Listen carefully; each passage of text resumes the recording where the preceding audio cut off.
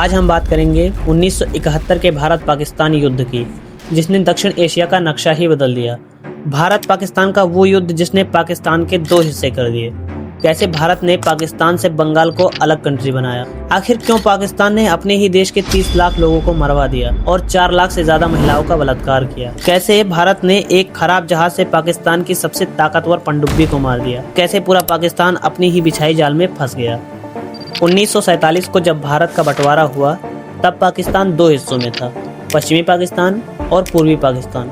पश्चिमी पाकिस्तान जो आज का पाकिस्तान है और पूर्वी पाकिस्तान जो कि आज का बांग्लादेश है। दोनों के बीच 1600 किलोमीटर की दूरी थी।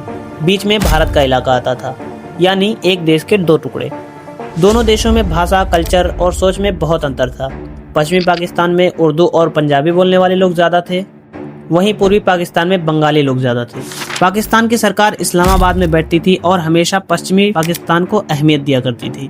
पूर्वी पाकिस्तान को सिर्फ रोजे देने वाला इलाका समझा जाता था, क्योंकि वहाँ जूट और चावल का उत्पादन ज़्यादा होता था। इसलिए पश्चिमी पाकिस्तानी लोग पूर्वी पाकिस्तानियों को गधा और नालायक समझते थे। इसी भेदभाव के चलते पूर्वी पाकिस्तान के लोगों के अंदर गुस्सा पैदा हो जाता है। इसके बाद चुनाव हुआ और शेख मुजीबुर रहमान आवामी लीग की पार्टी से 162 सीटों में से 160 सीटों से जीत गए, यानी पूरे देश में मुजीबुर रहमान की बहुमत वाली सरकार बन सकती थी। लेकिन पश्चिमी पाकिस्तान के नेता जुल्फिकार अली भुट्टो और जनरल याह्या खान ने यह मानने से साफ इनकार कर दिया और शेख मुजीबुर रहमान को जेल में बंद कर दिया।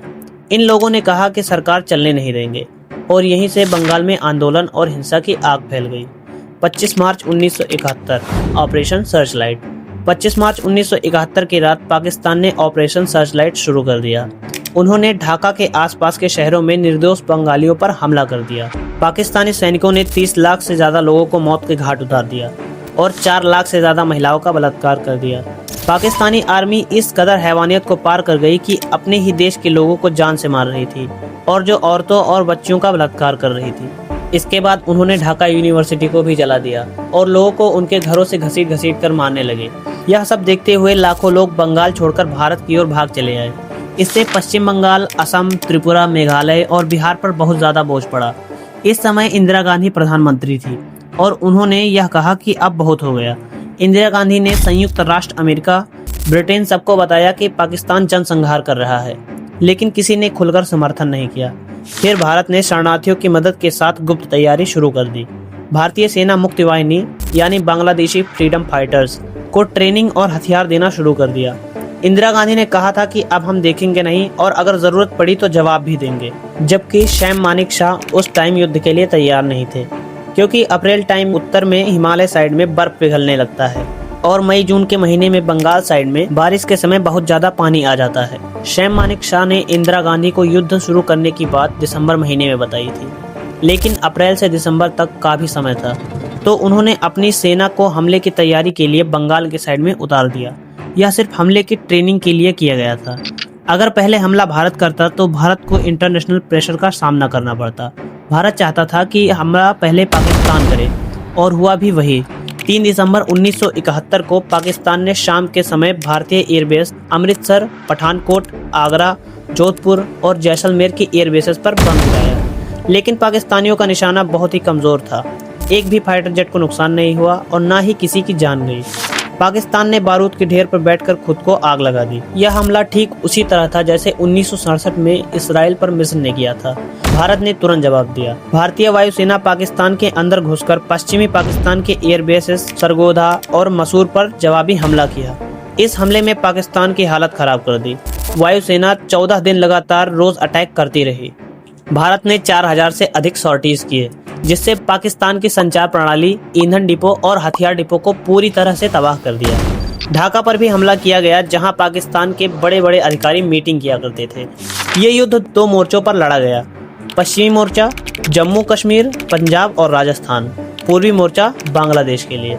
पश्चिमी मोर्चा पाकिस्तान को जानकारी मिलती है कि राजस्थान के लोंगेवाला पोस्ट पर सिर्फ 120 सैनिक हैं। लोंगेवाला एक भारतीय सैनिक की छोटी सी चौकी थी। पाकिस्तान ने रणनीति बनाई रामगढ़, जैसलमेर और जयपुर तक कब्जा करने की। पाकिस्तान ने 4000 सैनिक और 100 से ज्यादा टैंक रेगिस्तान के रास्ते रात में भेज दिया।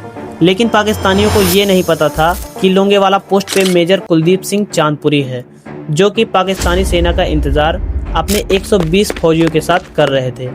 इधर भारत सरकार मेजर चांदपुरी को सूचना देती है और कहती है कि पाकिस्तानी सेना कुछ ही देर में लोंगेवाला पर हमला करने वाली है। उनकी सेना आपसे बहुत बड़ी है, आप पोस्ट छोड़कर पीछे हट जाइए, लेकिन आखिरी फैसला आप पर डिपेंड करता है। मेजर साहब पीछे हटने से साफ इनकार कर देते हैं और अपनी सेना को हुक्म देते हैं और कहते हैं, दुश्मन की सेना बहुत बड़ी है और हम सिर्फ 120। क्या आप लोग इस लड़ाई को लड़ेंगे? उन्हीं में से भैरव सिंह राठौर, जो कि BSF के एक जवान थे, उन्होंने कहा, मर जाएंगे पर एक भी कदम पीछे नहीं हटाएंगे। मेजर साहब ने आदेश दिया कि एंटी टैंक माइन को रेत के नीचे दबा दो। भारतीय सेना माइन को सबसे आगे बिछाने के बाद खाली रखी टिफिन भी रेगिस्तान के रेत के अंदर दबा देती है। जैसे ही पाकिस्तानी मेजर तारिक मीर अपनी टैंक लेकर लोंगेवाला की तरफ बढ़ता है, उसी समय टैंक माइन फट जाता है और टैंकों के परखच्चे उड़ जाते हैं। तारिक मीर कुछ समझ नहीं पाता है और अपने टैंकों को रोक देता है और इंजीनियरों की टीम को आगे बुलाकर माइन को निकालने का हुक्म देता है।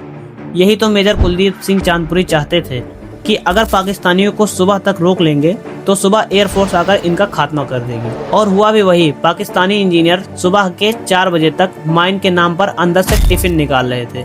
सुबह के 4 बजे और आमने सामने की लड़ाई शुरू हो जाती है। मेजर कुलदीप सिंह अपनी सेना को 2 किलोमीटर तक फैला देते हैं, जिससे पाकिस्तानी कुछ समझ ही नहीं पा रहे थे कि यहाँ 120 लोग हैं या 1000। तब तक सुबह हो जाती है और भारतीय एयरफोर्स हंटर जहाज लेकर पाकिस्तान के टैंकों को एक के बाद एक उड़ाने लगे। उस टाइम रेगिस्तान में धूल और बालों से ज्यादा टैंक्स के परखच्चे उड़ रहे थे। यह सब देखकर पाकिस्तानी सेना घबराकर अपनी जान बचाकर गीदड़ों की तरह भागने लगती है। तारिक मीर अपने बेस कैंप में फोन करके बताता है कि भारतीय जहाज मधुमक्खी की तरह हमारे ऊपर उड़ रहे हैं, और उधर से भी यही जवाब आता है कि पाकिस्तानी एयरफोर्स कुछ नहीं कर सकती। इस तरह मेजर कुलदीप सिंह की सूझबूझ से लोंगेवाला को सुरक्षित बचा लिया गया और पाकिस्तानी को हमारे बहादुर शेरों ने गीदड़ों की तरह भगाया। आज भी लोंगेवाला पोस्ट पे वो सब टैंक मौजूद हैं जो पाकिस्तानी छोड़कर भाग गए थे। सिर्फ टैंक ही नहीं, जितने पाकिस्तानी मरे थे उनकी लाश भी छोड़कर भाग गए थे। भारत सरकार ने पाकिस्तान सरकार को कहा कि आकर अपने सैनिकों की लाश ले जाएं, लेकिन डर के मारे कोई पाकिस्तानी लाशों को लेने तक नहीं आया। इंडियन आर्मी ने अपना काम तो किया, पर अब बारी थी इंडियन नेवी की। इंडियन नेवी भी अपने समुद्री जहाज लेकर 5 दिसंबर 1971 को कराची पहुंच जाती है।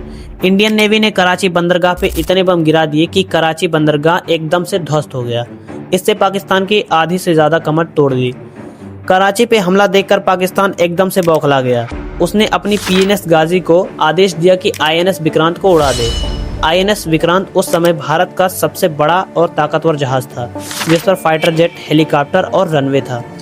इस हमले की जानकारी भारत को लगती है कि PNS गाजी हमले के लिए पाकिस्तान से समुद्री रास्ते से आ रहा है। भारतीय इंडियन नेवी ने योजना बनाई कि गाजी को बीच रास्ते में ही मार दिया जाए, पर PNS गाजी को मारे कैसे, ये चुनौती बहुत बड़ी थी। उस टाइम गाजी काफ़ी एडवांस पनडुब्बी थी, जिसे मारना आसान नहीं था। उसको मारने के लिए जो हथियार चाहिए था वो INS राजपूत के पास था, लेकिन राजपूत में कुछ गड़बड़ी आ गई थी, इसलिए INS राजपूत रिपेयरिंग के लिए विशाखापट्टनम में खड़ा था। भारत ने यहाँ पे चाल चली कि INS विक्रांत विशाखापट्टनम आ रहा है।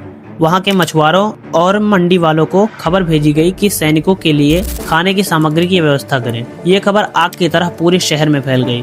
कुछ पाकिस्तानी जासूस जो कि पाकिस्तान को खबर पहुँचाते रहते थे कि विक्रांत कहाँ है, वो लोग पाकिस्तान को खबर पहुँचाते हैं कि विक्रांत विशाखापट्टनम आ रहा है। पाकिस्तान तुरंत ये जानकारी PNS गाजी को देता है कि विक्रांत बंगाल की खाड़ी में नहीं बल्कि विशाखापट्टनम में है। PNS गाजी तुरंत विशाखापट्टनम की तरफ रवाना होती है। उधर विक्रांत को भारत ने एक गुप्त जगह छिपा दिया था। गाजी तेजी से विशाखापट्टनम की तरफ बढ़ रहा था। INS राजपूत अब बेसब्री से गाजी का इंतजार कर रहा था।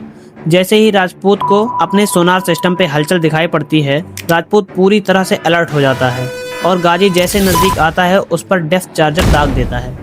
डेप्थ चार्जर गाजी को हिट करता है और यह ब्लास्ट गाजी के उस पार्ट पे होता है जहां गाजी का एमुनेशन रूम था। ब्लास्ट इतनी तेजी से हुआ कि समुद्र में मानो कुछ समय के लिए सुनामी आ गई हो। उस टाइम के सबसे एडवांस पनडुब्बी को भारत ने अपने खराब जहाज से मार गिराया। इससे पाकिस्तान पूरी तरह हिल गया और पाकिस्तान ने USA और ब्रिटेन से मदद मांगी। USA और ब्रिटेन अपनी नौसेना लेकर भारत के खिलाफ निकल पड़े। USA अपने 7वां बेड़ा और ब्रिटेन अपने ईगल को लेकर भारत के खिलाफ तेजी से आगे बढ़ रहे थे। उस टाइम भारत के खिलाफ अमेरिका, चीन, ईरान, जॉर्डन, सऊदी अरेबिया जैसे देश थे। तब भारत ने मदद के लिए रशिया को बुलाया। रशिया ने अपना 40वां बेड़ा भारत की मदद के लिए भेज दिया। जब तक पाकिस्तान की मदद के लिए और देशों के जहाज पहुंचते, उससे पहले रशिया भारत की मदद के लिए आ चुका था। रशिया ने जानबूझकर अपनी सभी सबमरीन जहाज को पानी के ऊपर निकाल दिया, जिससे वह सब सैटेलाइट से देखे जा सकें। अमेरिका ने रशिया को पीछे हटने का आदेश दिया, लेकिन बिना परवाह किए रशिया आगे बढ़ता रहा, जिससे रशिया की रेंज में अमेरिका के जहाज आ सकें, क्योंकि उस समय रशिया की मिसाइल की रेंज 300 किलोमीटर की ही थी। रशिया ने ऑटो मोड ऑन कर दिया और रेडियो पे अलर्ट किया कि अगर अमेरिका थोड़ा सा भी आगे आएगा तो मिसाइल अपने आप लॉन्च हो जाएंगे। इससे अमेरिका के साथ जितने भी देश थे वह सब डर के वापस चले गए और इस तरह भारत और रशिया ने मिलकर पूरा समुद्री मार्ग ब्लॉक कर दिया, जिससे पाकिस्तान ना तो अपने सैनिकों को हथियार दे सकता था और ना ही राशन। इसी के साथ भारत ने सियालकोट, लाहौर और सिंध बॉर्डर पर जोरदार हमला भी किया। भारत की सेना ने पाकिस्तान की सेना को पीछे हटने पर मजबूर कर दिया। पूर्वी कमांड के general lieutenant general Jagjit Singh Arora के नेतृत्व में ऑपरेशन शुरू हुआ। मुक्त वाहिनी और भारतीय सेना ने मिलकर ढाका की ओर बढ़ना शुरू कर दिया।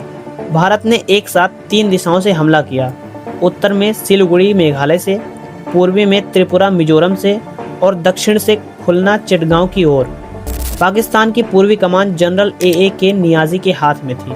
उनको भारतीय जवान ने जल्द ही घेर लिया। भारतीय वायुसेना ने उनके सप्लाई रूट और हवाई अड्डे भी बर्बाद कर दिए। भारतीय नौसेना ने भी चिटगांव मोंगला बंदरगाह को ब्लॉक कर दिया ताकि पाकिस्तान को कोई मदद न मिल सके। 13 दिसंबर को भारतीय सेना द्वारा ढाका को चारों तरफ से घेर लिया गया। फिर भारत ने एक और चाल चली। आसमान में अपने कई जहाज़ों के द्वारा पैरामिलिट्री फोर्स को पैराशूट के द्वारा ढाका पे गिराया गया। इस चाल में सिर्फ कुछ ही पैरा फोर्स के सोल्जर्स थे, बाकी 5000 पुतले थे। ये सब देखकर पाकिस्तान की सेना की पैंट तक गीली हो गई। अगले दिन 14 दिसंबर को पूर्वी पाकिस्तान के गवर्नर ए.एम. मलिक के घर पर भारतीय वायुसेना ने बम गिराया, जिससे ए.एम. मलिक डर कर हवाई जहाज से भाग गए और भागकर इस्तीफा दे दिया।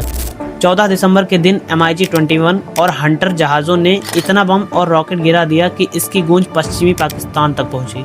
पाकिस्तान सिर्फ चुपचाप यह देख रहा था, कुछ कर नहीं पा रहा था। उसके सभी हवाई रूट, समुद्री रूट, सब कुछ भारत ने बंद कर रखे थे। इसके बाद मानिक शाह ने रेडियो पे चेतावनी दी कि अगर पाकिस्तान और बर्बादी देखना चाहता है तो बताए। इस खबर ने पूरे पाकिस्तान को झुका कर रख दिया। पूरी तरह से पाकिस्तान भारत के जाल से घिरा हुआ था। जो अभी तक पाकिस्तान का साथ दे रहे थे, उनकी भी बोलती एकदम से बंद थी। अब पाकिस्तान के पास कोई रास्ता नहीं बचा था सरेंडर करने के अलावा। जनरल नियाजी ने भारत सरकार से गिड़गिड़ाकर युद्ध रोकने की गुजारिश की और अगले दिन 16 दिसंबर 1971 के दिन पाकिस्तान ने अपने 93,000 सैनिक समेत भारत की सेना के आगे घुटनों पर बैठकर अपने हथियार और बैच को नोचकर सरेंडर किया और अपने सलामती की भीख मांगने लगे। जनरल नियाजी भी अपने घुटने पर बैठकर हथियार और बैच को नोचकर अपने आप भारतीय सेना को सरेंडर कर दिया। आज तक वर्ल्ड रिकॉर्ड है कि 93,000 सैनिक सरेंडर हुए थे। भारत का इतिहास आज भी वर्ल्ड रिकॉर्ड में शामिल है। अगले ही दिन दुनिया के नक्शे में एक नाम और जुड़ गया, बांग्लादेश। 17 दिसंबर 1971 को नया देश बना, बांग्लादेश। शेख मुजीबुर रहमान को जेल से रिहा किया गया। अब ढाका बांग्लादेश की राजधानी बना। भारत ने सबसे पहले नए देश की मान्यता दी। अमेरिका उस समय पाकिस्तान के साथ खड़ा था अपना 7वां बेड़ा लेकर, लेकिन भारत पीछे नहीं हटा। रशिया ने भारत का पक्ष लिया और वीटो लगाया, जिससे अमेरिका चाहकर भी कुछ नहीं कर पाया। भारत की ऐतिहासिक जीत हुई और भारत ने सिर्फ 13 दिनों में युद्ध जीता। पाकिस्तान के 2 टुकड़े हो गए, नया देश बांग्लादेश बना। इंदिरा गांधी को पूरी दुनिया में आयरन लेडी ऑफ इंडिया कहा गया। भारतीय सेना की वीरता का लोहा सबने माना और 1971 का युद्ध सीमाओं के युद्ध नहीं था, बल्कि वह मानवता का युद्ध था, जिसमें भारत की जीत हुई, जहां भारत ने एक पूरे देश को आजादी दिलाई और लाखों लोगों को नरसंहार से बचाया।